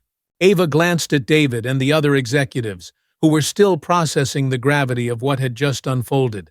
There was no going back now. The company had reached a crossroads, and Ava had made it clear which path they would be taking. "This isn't the end," Ava said quietly, addressing the room. "It's the beginning of something better. We're going to rebuild this company from the ground up, and that starts with owning our mistakes and making real changes." The meeting adjourned shortly after, and as the others filed out of the room, Ava remained seated for a moment, letting the quiet settle around her. It wasn't victory, not yet. There was still so much work to be done. But it was a step forward. A step toward creating a culture that truly reflected the values she had always believed in. As Olivia packed up the last of the documents, she looked over at Ava, a small smile playing at the corners of her lips. "You did it, Ava. We're moving in the right direction." Ava exhaled slowly, nodding. "We are, but we're not done yet." Ava Brooks sat in the quiet of her office, watching the early morning light filter through the glass windows. The confrontation with Jenna Riley had been a turning point, but now the real work began, the aftermath. The company was poised on the edge of a transformation, and Ava could feel the weight of responsibility pressing down on her. This wasn't just about her personal vindication. It was about changing an entire system. The previous week had been a whirlwind of meetings and difficult conversations. Jenna's public apology, though far from perfect, had sent ripples through the airline. For the first time, Employees were openly talking about the culture that had silently permeated the company for years. Some were uncomfortable with the shift, while others, particularly those who had quietly suffered, began to feel hopeful that real change was coming. Ava's phone buzzed on her desk, breaking her from her thoughts. It was a message from Olivia. "Court ruled in our favor. Formal settlement agreement being drafted. We can discuss terms today." Ava's heart skipped a beat. They had won. After months of legal battles, emotional strain, and seemingly endless meetings, the court had ruled in their favor. Jenna Riley would face formal consequences for her actions, and the airline would be held accountable for its role in allowing discriminatory behavior to persist. But more importantly, this legal victory meant that the reforms Ava had been pushing for could no longer be brushed aside. Ava leaned back in her chair, closing her eyes for a moment as the weight of the news settled in. It wasn't just about the legal victory, it was about the validation of everything she had fought for. The truth had been laid bare, and now the company had no choice but to move forward with the comprehensive changes she had envisioned. Later that afternoon, Ava and Olivia met with the airline's legal and executive teams to finalize the terms of the settlement. David Harrington, the chief operating officer, sat across from them, looking more composed than he had in previous weeks. Ava could sense that the reality of the situation had finally sunk in for him. The time for resistance had passed. It was time to rebuild. Olivia, ever the professional, laid out the terms in a calm, precise manner. As part of the settlement, the airline will implement mandatory diversity and inclusion training for all employees, starting at the executive level and extending to every member of staff, from flight attendants to ground crew. David nodded, though his expression remained neutral. Ava could tell he still harbored some concerns about the financial impact of the reforms, but he also understood that there was no turning back. "We'll also be reviewing the complaint process," Olivia continued. "Every report of discrimination or mistreatment will be thoroughly investigated, and no complaints will be dismissed without a full review by an independent committee." David shifted slightly in his seat, his eyes meeting Ava's. "Ava, you know this isn't going to be easy. Implementing these changes across the entire company will take time and resources." Ava nodded, her voice steady. "I understand that, David. But doing the right thing isn't always easy. This is about more than just protecting the company from legal consequences. It's about creating a culture where everyone is treated with respect, where every passenger and employee feels safe and valued." David sighed but nodded in agreement. "You're right. We should have addressed this a long time ago." Olivia continued with the rest of the terms. Jenna Riley would be placed on leave, pending further investigation, and the company would make a public commitment to addressing systemic discrimination. The airline would also provide compensation to affected employees and passengers who had come forward with complaints. When the meeting concluded, Ava felt a sense of closure beginning to take root. It wasn't about punishment or retribution. This was about making sure that what had happened to her and to others like her would never happen again. In the days that followed, the news of the settlement broke, sparking a media frenzy. Headlines splashed across newspapers and news sites. "Airline settles in discrimination case, major reforms on the way." CEO Ava Brooks leads fight for corporate accountability. Airline faces reckoning after racial discrimination lawsuit. For the first time, Ava wasn't anxious about the media attention. This was the story she wanted out there, a story about transformation, about owning up to mistakes and pushing for a better future. The narrative had shifted from a scandal to one of accountability and growth. The public response was overwhelmingly supportive.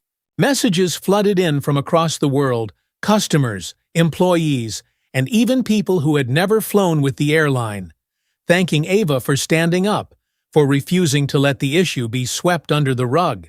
Some shared their own stories of being mistreated or overlooked, inspired by Ava's determination to fight back. But Ava's focus was already on the future. The reforms were being rolled out across the company, starting with the senior leadership team. The diversity and inclusion training sessions were designed not just as a formality, but as a real opportunity for change.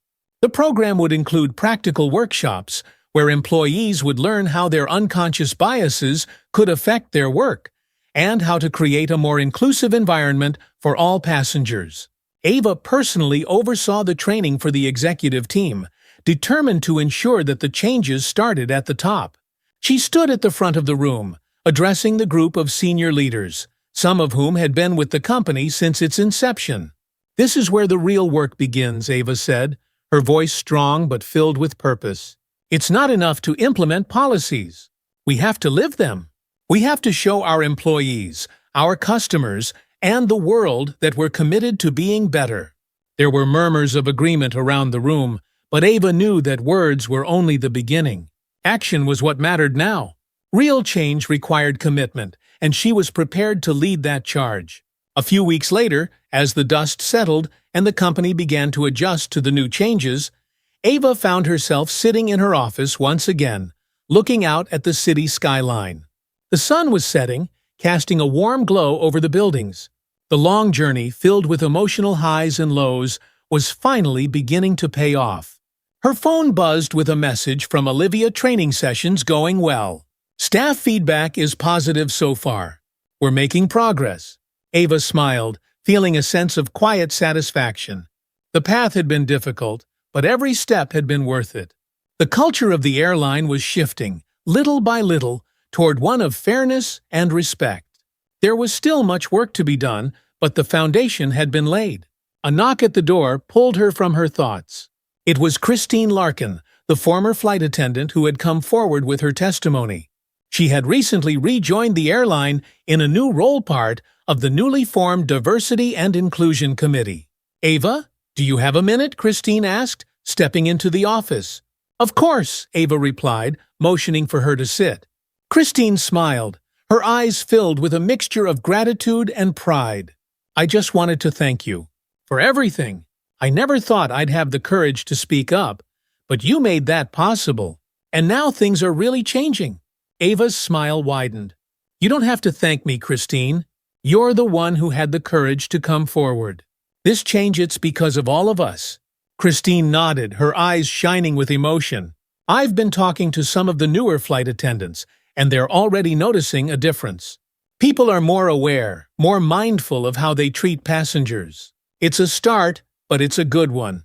Ava leaned back in her chair, feeling a sense of peace wash over her. For the first time in a long time, she felt like she could breathe. The airline was on the path to becoming the company she had always envisioned, a place where everyone, regardless of who they were or what they looked like, was treated with dignity and respect. "We've come a long way," Ava said softly, "but we're not done yet." Christine nodded in agreement. "No, we're not. But at least now, we're moving in the right direction." Months had passed since the settlement was finalized, and the airline was slowly but surely transforming. The diversity and inclusion initiatives had expanded beyond training sessions to include mentorship programs, employee resource groups, and a new system for handling complaints that ensured every issue was addressed with transparency and accountability. Ava had made sure to stay deeply involved in the process, regularly meeting with staff and listening to their feedback. She knew that real change wasn't something that could be mandated from the top. It had to be cultivated from within, nurtured by every employee. On one particular morning, Ava found herself on a flight, this time as a passenger, seated in first class once again. But this flight felt different. The atmosphere was lighter, the staff friendlier. As she looked around, she noticed something she hadn't seen on her previous flights: diversity. The crew was made up of people from various backgrounds, and the passengers reflected the same diversity. A flight attendant approached her, smiling warmly. "Ms. Brooks, can I get you anything?" Ava smiled back, feeling a sense of pride in how far the company had come. "Just some water, thank you." As the flight attendant walked away, Ava leaned back in her seat, gazing out the window at the clouds rolling by. The fight had been long and hard, but the reward was clear: a company that had embraced change, that had grown stronger because of it. Ava knew that the journey wasn't over. There would always be challenges, always more work to be done. But for now, she could rest easy, knowing that she had made a real difference, not just for herself, but for countless others. As the plane soared through the sky, Ava felt a deep sense of fulfillment. The airline she had built was finally living up to the vision she had always dreamed of, one where everyone had a seat at the table, and everyone was treated with the respect they deserved. And in that moment, Ava knew that she had truly won. Ava Brooks never sought recognition. In her heart, she had always believed that real change didn't need the spotlight, it needed dedication, persistence, and the courage to stand up when it mattered most. As the months turned into a year since the settlement, her life had settled into a new rhythm. The airline had undergone a transformation that extended beyond its policies, it had reshaped its identity. And while Ava felt a deep sense of accomplishment, she knew there was still more to be done. One crisp autumn morning, Ava was invited to speak at a national conference on corporate responsibility and diversity. The event had drawn leaders from various industries, eager to discuss how businesses could not only survive, but thrive by fostering inclusive environments. As Ava stood backstage, reviewing her notes, she reflected on how far she had come and how far the company had come, thanks to the battle she had fought. "Ava, you're up in 5, Olivia said, coming up beside her with a reassuring smile. Ava nodded, feeling a familiar surge of energy as she prepared to step into the limelight. She wasn't one for grand speeches, but this was different. This was a moment where she could share her story and inspire others to take the same steps, to hold their own companies accountable, and foster a culture where everyone felt valued. As the conference host introduced her, Ava took a deep breath and stepped onto the stage.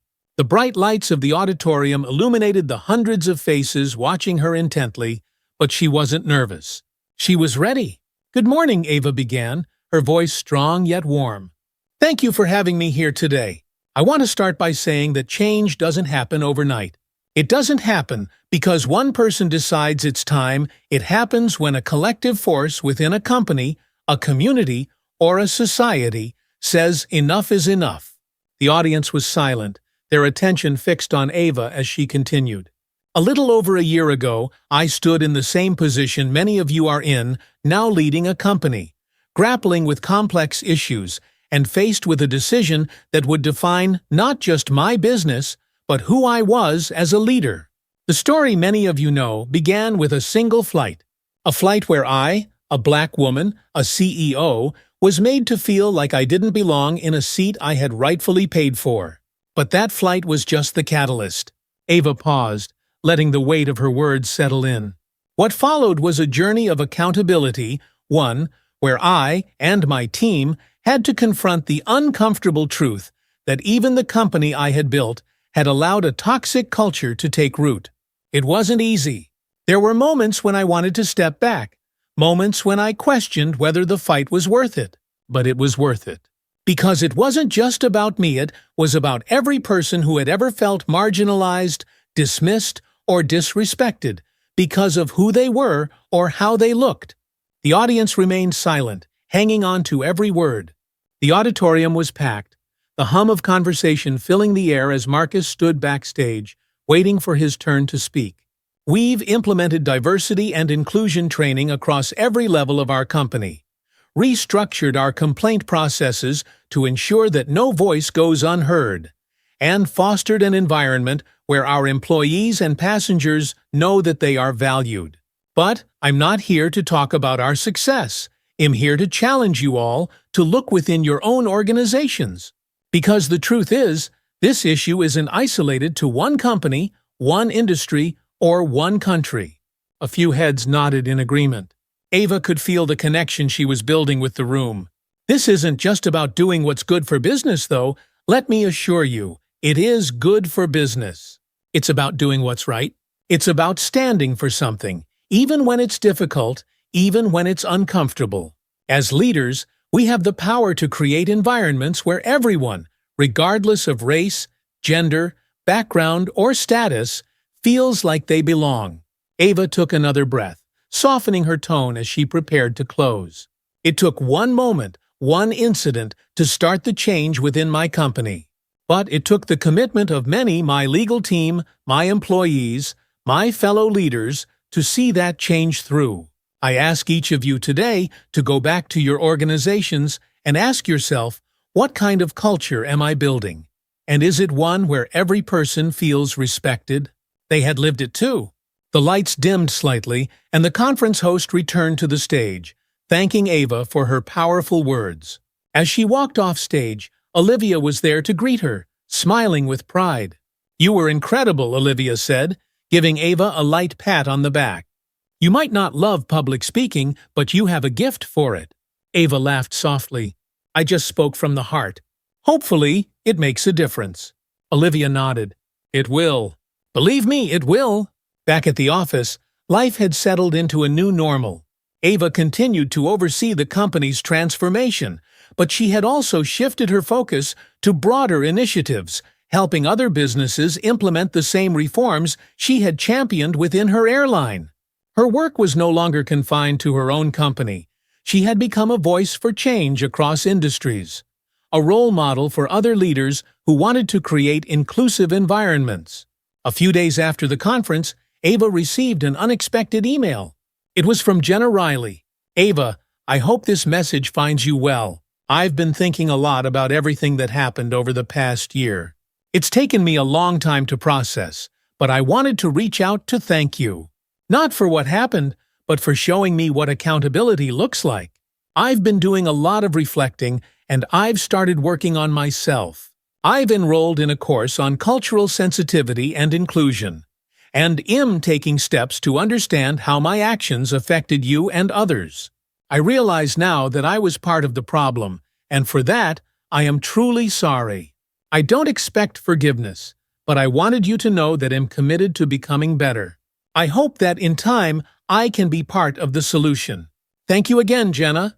Ava read the email twice, absorbing Jenna's words. It was clear that Jenna had gone through her own journey of self-reflection, a journey Ava had never expected her to take. Ava had already moved past the pain of that flight, but reading Jenna's message gave her a sense of closure she hadn't realized she needed. It wasn't about forgiveness.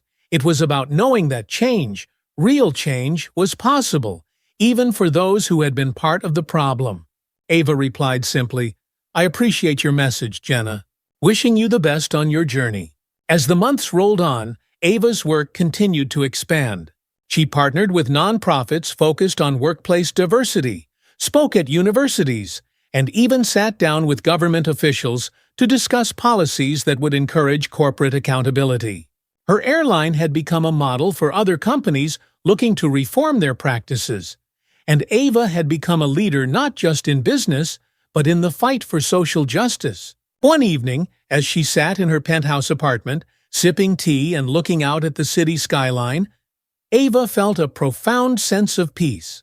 She had been through so much, rising from humble beginnings, building a business empire, and fighting against the injustices that had tried to hold her back. But she hadn't just fought for herself. She had fought for something larger, something that would outlast her. Her phone buzzed on the table. It was a text from Olivia. "We're receiving another award for our diversity initiatives. Congratulations, Ava. Your work is being recognized everywhere." Ava smiled softly, her heart full. She had never sought the accolades, but knowing that her efforts were making a difference filled her with pride. Her journey wasn't over, but for the first time in a long time, Ava felt that she had truly found her purpose. She wasn't just a businesswoman. She was a change-maker, someone who had taken the pain of her experiences and turned it into something powerful, something that would continue to ripple through the world long after her work was done. As Ava gazed out at the lights of the city, she whispered softly to herself, thinking of her late mother's words, "Keep going, Ava. Don't give up." And she wouldn't. Not ever. Ava Brooks' journey had taken her to places she never thought possible. The airline's transformation was well underway, and her influence had grown beyond the company she founded. She had become a national figure and advocate for corporate accountability, a voice for inclusion, and a symbol of resilience in the face of adversity. But for Ava, the work wasn't finished. In the months following the conference, Ava received requests to speak at panels, consult with other businesses, and even participate in discussions with lawmakers on the broader implications of diversity and inclusion in the workplace. She was excited, but also keenly aware that real change required more than just speeches, it required concrete action. One of the organizations that had been watching Ava's work closely was a leading civil rights group, the National Equity Initiative. Their mission was to promote systemic reforms in companies across the country, and they saw Ava as the ideal partner to help push forward a major campaign that would aim to enforce stronger policies around corporate discrimination. Ava received a personal invitation from the organization's president, Dr. Teresa Gardner, to meet and discuss how they could collaborate. Ava walked into the sleek offices of the National Equity Initiative, greeted warmly by Dr. Gardner herself. Teresa was a formidable woman, known for her deep knowledge of civil rights law and her relentless pursuit of justice. She had spent decades in the fight for racial and gender equality and had a reputation for creating long-lasting impact. "It's such a pleasure to finally meet you, Ava," Teresa said with a wide smile, shaking Ava's hand. "I've followed your journey with great admiration." "The pleasure is mine, Dr. Gardner," Ava replied, grateful for the opportunity. "I've been inspired by the work you've done. I think we can do something really meaningful together." They sat down in a bright conference room, its walls lined with framed photos of civil rights leaders. Teresa wasted no time diving into the heart of their meeting. "Ava, your work with the airline has set a precedent. You've demonstrated that one person can make a difference, and that corporate culture can be transformed. What we're trying to do is take that model and make it applicable to every industry. We need businesses across the country to adopt these reforms, not just because it's good PR, but because it's necessary for a just society." Ava nodded, completely in sync with the vision. "I agree. The changes we made at the airline are just the beginning. There are so many companies that have deep-rooted problems, and those won't be fixed by surface-level training sessions. It's going to take systemic reform." Teresa smiled, clearly pleased with Ava's passion. "Exactly. That's why we want you to help lead our new initiative. We're calling it the Corporate Accountability Project, or CAP. The goal is to work directly with CEOs, HR departments, and government officials to draft industry-wide guidelines for diversity, equity, and inclusion. We want to create a blueprint that businesses across the country can follow." Ava's heart quickened with excitement. This was what she had been working toward all along, a chance to take her personal fight and expand it on a national level. "I'm in," she said without hesitation. "I want to be part of this." That's the spirit.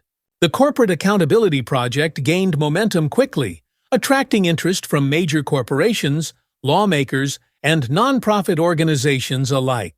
Ava's role involved meeting with corporate leaders, sharing her own experiences, and helping them understand the importance of deep, structural change. One of her first major meetings was with Dan Matthews, the CEO of a major tech company that had been facing criticism for its lack of diversity in leadership. The company had struggled to attract and retain employees from marginalized backgrounds, and its internal culture had been called into question after several high-profile resignations. Dan greeted Ava warmly when she arrived at the tech company's headquarters, but she could tell that he was nervous. Like many CEOs, he was concerned about how the public perceived his company and how the changes Ava was suggesting might affect his bottom line. "Look, Ava," Dan began as they sat down, "I get it. Diversity is important, and we've made some efforts, but it's hard. Our industry moves fast, and sometimes it feels like we don't have the luxury of focusing on these kinds of initiatives when we're just trying to stay competitive."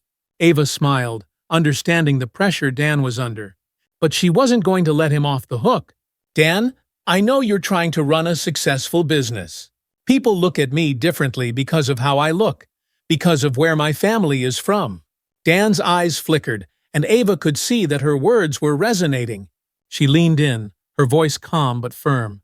"You don't have to choose between success and diversity. In fact, the two go hand in hand. The more diverse perspectives you have in the room, the more innovative your company will be. But you have to be willing to do the work, real, meaningful work. And that starts with leadership. It starts with you. Dan sat back in his chair, exhaling slowly. You're right. I know you're right. I guess I need help figuring out how to get there. Ava smiled, feeling the familiar sense of satisfaction that came with knowing she was making a difference. That's why I'm here. The Corporate Accountability Project began gaining traction in other industries as well: finance, healthcare, retail. Ava worked tirelessly with CEOs and executives to create individualized plans that would foster diversity and inclusion within their ranks. Each company had its own challenges, but Ava's approach was always the same: be direct, be honest, and be committed to change. Meanwhile, Ava's airline continued to thrive. The changes she had implemented were yielding positive results, with employee satisfaction at an all-time high and passenger complaint related to discrimination significantly reduced. The company's reputation had not only recovered, but had been strengthened by its commitment to inclusivity. Investors, once wary of the costs of reform, were now praising the airline's progressive stance and seeing the financial benefits of a happy, engaged workforce. Ava's schedule was relentless, but the rewards were undeniable. She had become more than just a CEO. She was a symbol of corporate reform, a leader who had turned her personal experience into a national movement. One evening, after a long day of meetings, Ava returned to her office and found an invitation waiting for her on her desk. It was from the White House. She opened the elegant envelope and read the message inside. Dear Ms. Brooks, the President of the United States requests the honor of your presence at a roundtable discussion on corporate diversity and inclusion to be held at the White House next month. Your leadership and contributions to this important issue have made a significant impact, and we would be honored to have your voice in this conversation. Ava sat down stunned. She had never imagined that her journey would take her this far.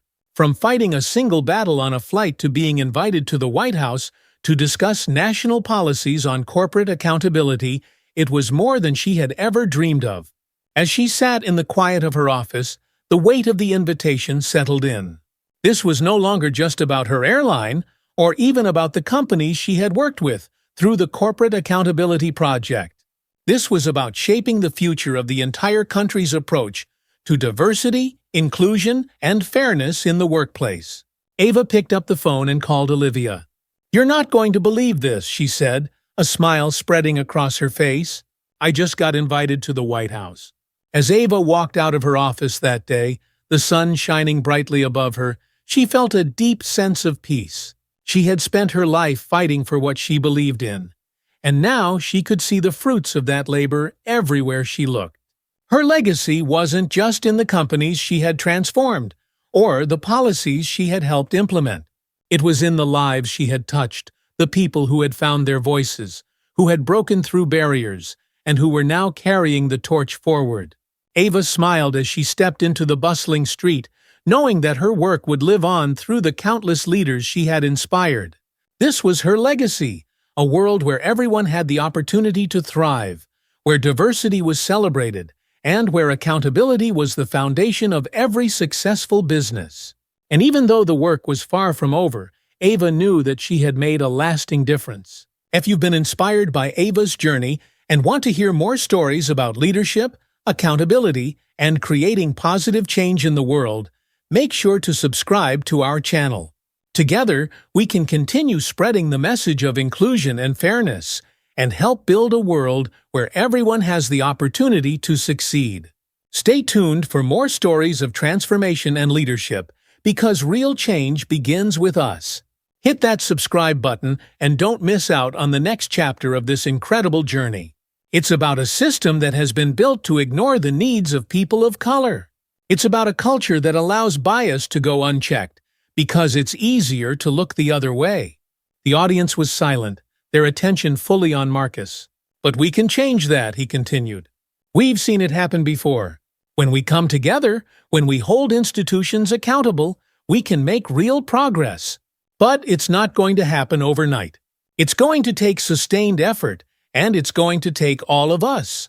When Marcus finished his speech, the applause was thunderous. He had become more than just a survivor of discrimination. He was now a leader in the fight to dismantle the very systems that had harmed him and so many others. Later that evening, Marcus sat in his hotel room, reflecting on the journey that had brought him to this point. From that first encounter with Gary Matthews at Green Hill Pharmacy to standing in front of national leaders calling for systemic reform, his life had changed in ways he never could have imagined. He thought about the people he had met along the way: Sarah, Darren, Olivia Reed, the other victims who had come forward to share their stories. Each of them had played a part in this fight, and each of them had helped to push the needle of justice forward, even if just a little. Marcus pulled out his notebook, a habit he had developed during the lawsuit, where he jotted down thoughts and reflections. He opened to a blank page and began to write. Change is slow, but it's happening. Every fight, every voice, every story, it all adds up. I never wanted to be the face of anything, but now that I'm here, I can't turn back. We can't turn back. The fight for justice is hard, but it's the only fight worth having. He closed the notebook, feeling a sense of calm wash over him. The road ahead was long, but for the first time in a long time, Marcus felt at peace with where it was leading him. The more Marcus involved himself in national advocacy, the more he realized that systemic change required collaboration between different sectors of society. The fight for racial justice in healthcare couldn't be won by lawsuits alone, needed the engagement of doctors, nurses, policymakers, and, most importantly, the communities that had been most affected. One of the most significant moments in Marcus' journey came when he was invited to attend a summit on healthcare reform hosted by the American Medical Association, AMA. Healthcare leaders from across the country were gathering to discuss how to address racial disparities in patient care, and Marcus had been asked to participate in a panel alongside healthcare professionals and other advocates. Walking into the Grand Conference Hall in Chicago, Marcus couldn't help but feel a sense of both awe and apprehension. The stakes felt higher than ever. He wasn't just fighting for his own justice anymore, he was pushing for a transformation of the entire healthcare system. And now he would be standing alongside some of the most powerful voices in the field. As the panel discussion began, Marcus listened carefully to the doctors and policy experts who spoke before him. They talked about the data, the studies that showed how patients of color were less likely to receive adequate care, how their pain was often underestimated, how their symptoms were dismissed. But what was missing from the conversation, Marcus realized, was the human side, the lived experiences of the people who had suffered because of these biases. When it was his turn to speak, Marcus stood and took a deep breath. He could feel the eyes of the room on him, and once again, that familiar nervousness crept up his spine. But he had learned to harness that feeling. "I've heard a lot of great ideas here today," Marcus began, his voice steady but passionate. "But we can't forget the people who live this every day. The people who walk into clinics and hospitals and pharmacies and feel like they're not being seen. I'm not a doctor, but I am someone who has lived through this. I've been treated like a criminal for doing nothing more than asking for the same treatment anyone else would get. And that experience isn't unique to me." The room was silent, and Marcus could see that his words were hitting their mark. "We can talk about policy and data all day," Marcus continued, "but if we don't acknowledge the real stories, the real people behind those numbers, we'll never get anywhere. What we need is to build bridges between healthcare providers and the communities they serve, between those in power and those who've been silenced. We need empathy, we need understanding, and we need accountability." The applause that followed was polite but genuine. As Marcus sat down, he knew that the fight ahead would be just as tough as the battles he'd already fought. But he also knew he wasn't alone anymore. He was working with people who shared his vision for a better, more equitable future. But through it all, Riverton remained his anchor. No matter how far his fight took him, he always came back home. On one of his returns to Riverton, Marcus was surprised to see just how much had changed in the years since his court victory. The small town had started its own conversations about racism, spearheaded by local leaders and community groups. People who had once stayed silent about their own experiences were now speaking up, sharing their stories in town hall meetings and community forums. One of the most encouraging developments was that Green Hill Pharmacy, under new management, had implemented a comprehensive anti-bias training program for its employees. Gary Matthews was long gone, but the pharmacy had taken steps to rebuild trust with the community. It wasn't a perfect solution, but it was progress. One afternoon, as Marcus strolled through downtown Riverton, he saw Olivia Reed, the reporter who had first written his story. She was sitting outside a cafe, sipping a coffee and reading a book. "Marcus," Olivia called, waving him over. "How's the big-time Advocate?" Marcus smiled as he approached her table. "I wouldn't call it that," he said, sitting down. "I'm just trying to do my part." "Don't be modest," Olivia said, her eyes twinkling. "You've done more than just your part. People around here are starting to pay attention. You've made a real difference." Marcus glanced down the street, where people moved about their day as if nothing had changed. But he knew better. Underneath the surface, Riverton had shifted. "I just hope we can keep the momentum going," he said. "It's easy to start these conversations, but keeping them alive, that's the hard part." Olivia nodded. "True, but look at where we were a year ago. No one in this town was even talking about racial bias, let alone doing something about it. And now people are aware. They're engaged. That's because of you." Marcus smiled, grateful for her words. "I guess you're right. I miss him." Marcus paused, considering the question. He had been so focused on the immediate battles, the lawsuit, the advocacy work, that he hadn't had much time to think about the future. But now, as things began to settle, he realized he had a new path ahead of him. "I think I'm going to keep teaching," Marcus said. "But I also want to keep working on this issue, both here in Riverton and nationally. There's so much more to be done, and I want to be a part of it." Olivia smiled. "I had a feeling you'd say that." As the months went on, Marcus continued to split his time between his teaching job in Riverton and his advocacy work on a broader scale. But more and more, he found himself drawn to the local community, the place where it had all started. He began working closely with local organizers, helping to create programs that addressed racial inequality in all aspects of Riverton life, not just healthcare, but education, law enforcement, and local businesses. The goal was to create a town where everyone, regardless of their background, could feel safe and respected. One of the most important initiatives Marcus helped launch was a youth mentorship program, pairing local high school students with mentors who could provide guidance and support. Many of these students, particularly those from marginalized communities, lacked access to the resources and opportunities they needed to succeed. Marcus saw the program as a way to give back to the community that had shaped him and to invest in the next generation.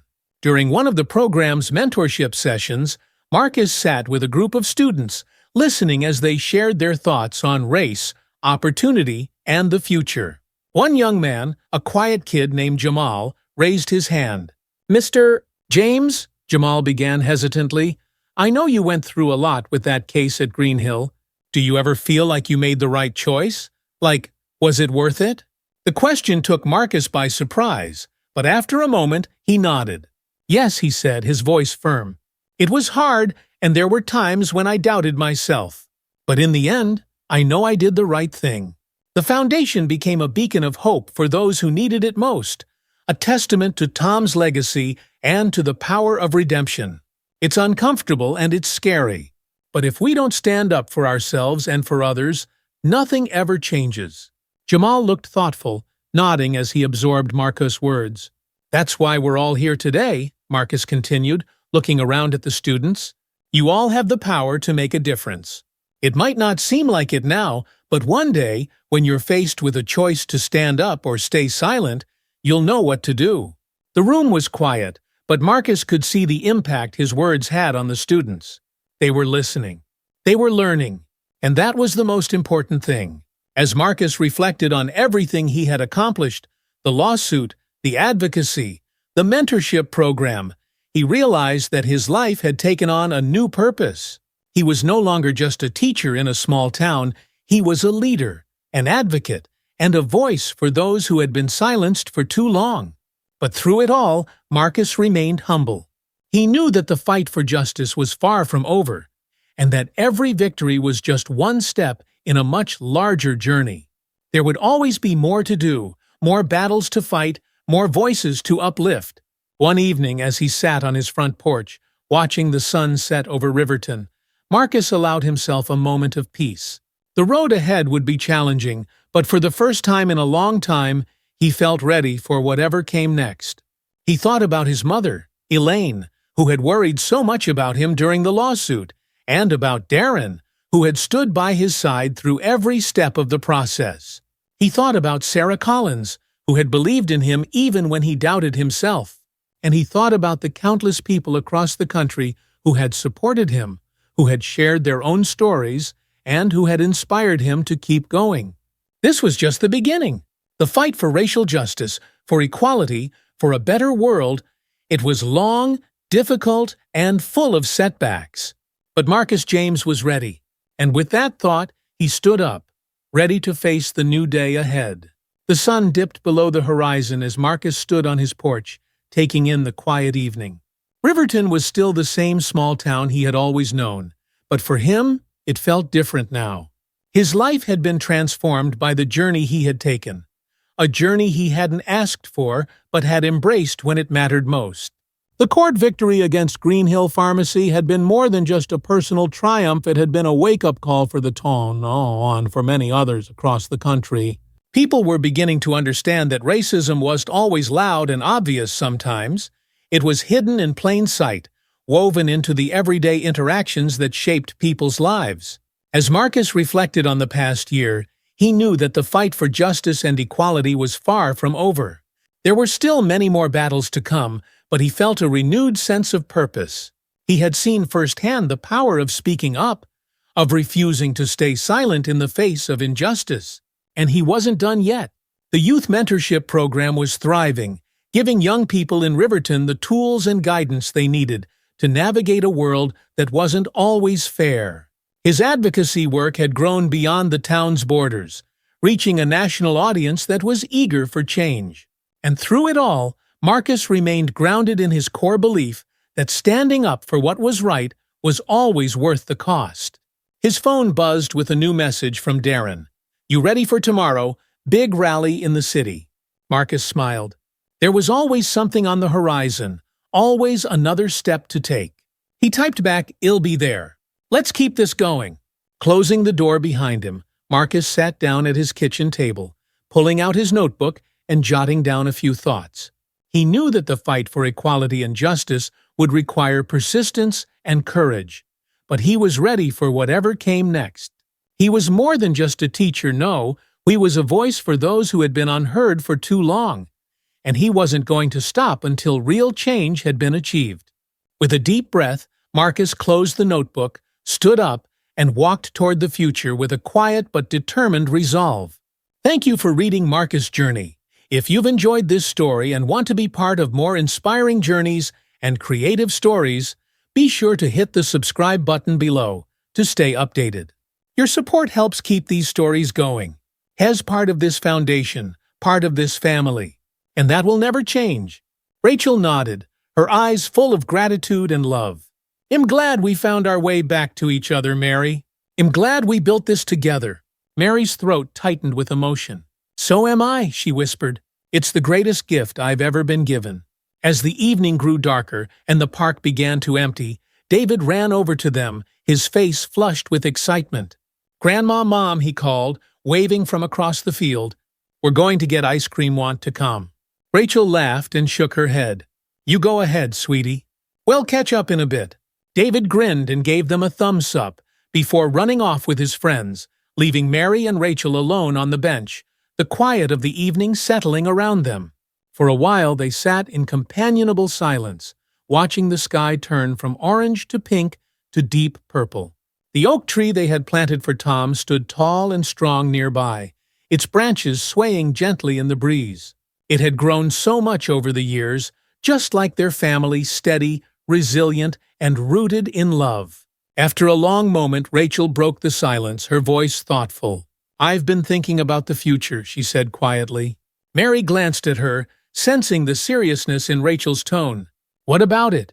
Rachel smiled faintly. "About what's next for the foundation, for David." for all of us. Mary listened intently, knowing that Rachel's words held the weight of something important. I've been thinking, Rachel continued, that maybe it's time for David to start thinking about college. He's been talking a lot about studying social work, or maybe even education. He wants to help kids, just like the foundation does. Mary's heart swelled with pride. That's wonderful, she said, her voice full of warmth. He's got such a big heart, just like Tom. Rachel nodded. He does, and I think he's ready for the next step. But I also think it's time for me to take a step back from the foundation. I've been running things for a long time, and while I love it, I want to focus more on David and what comes next for him. Mary's breath caught in her throat. She hadn't expected this, but as she looked at Rachel, she saw the wisdom in her words. Rachel had poured her heart and soul into the foundation for years, and now it was time for her to shift her focus. David was growing up, and Rachel wanted to be there for him as he took on the challenges of adulthood. I understand, Mary said softly. But what about the foundation? You've been the heart of it. Rachel smiled warmly. The foundation has a life of its own now. We've built something that can carry on without us being there every day. And besides, he'll still be involved, just not as much as before.